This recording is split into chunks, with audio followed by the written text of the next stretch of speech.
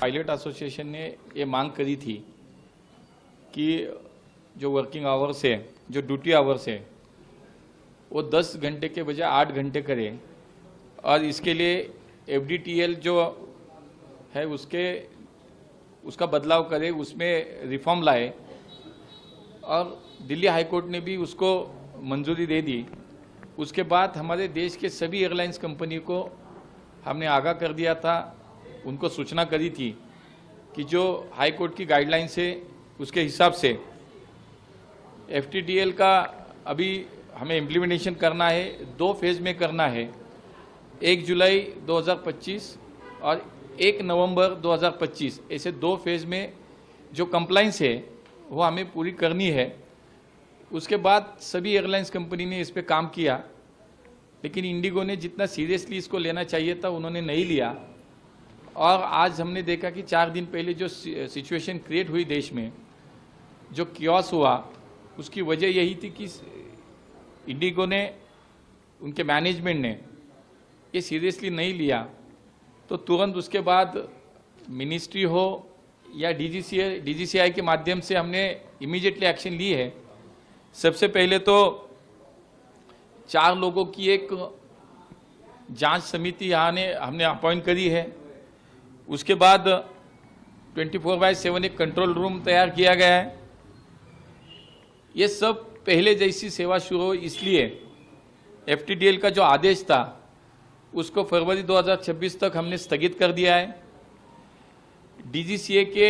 DGCA ने Indigo के CEO को कल ही शोकॉज नोटिस दिया है, 24 आवर्स में उसका आंसर देना, इसलिए उनको बोला है और उनको नोटिस भी इशू किया है। इस दौरान जो एयरफेयर जो बढ़े थे बाकी एयरलाइंस कंपनी के, तो उनको भी हमने सूचित किया है। उनको भी एक हमने जितना प्रवास हो उसके हिसाब से ज़्यादा फेयर क्या रहे, इसके एक चार्ट भी हमने घोषित किया है। उसके हिसाब से ही ये सेवा चलेगी।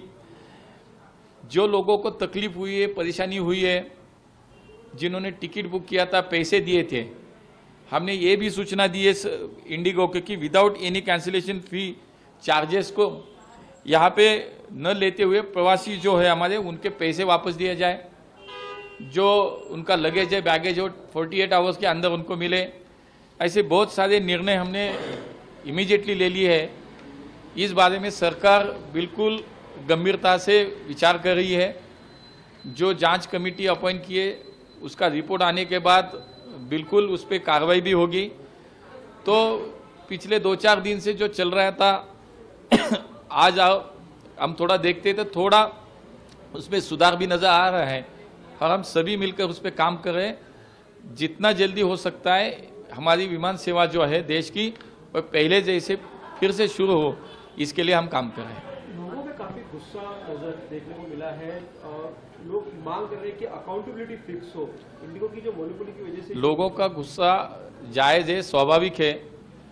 और ये भी मद्देनजर रखते हुए हम उस पर भी जो मुझे लगता है कि जो रिपोर्ट आएगा उसमें बिल्कुल यही होगा, जो कसूरवार है, जिनकी वजह से ये हुआ है, मैनेजमेंट का क्या प्रॉब्लम है, उसमें क्या उन्होंने ये सीरियसली क्यों नहीं लिया, ये सब बातें उसमें आएगी और बिल्कुल कार्रवाई होगी।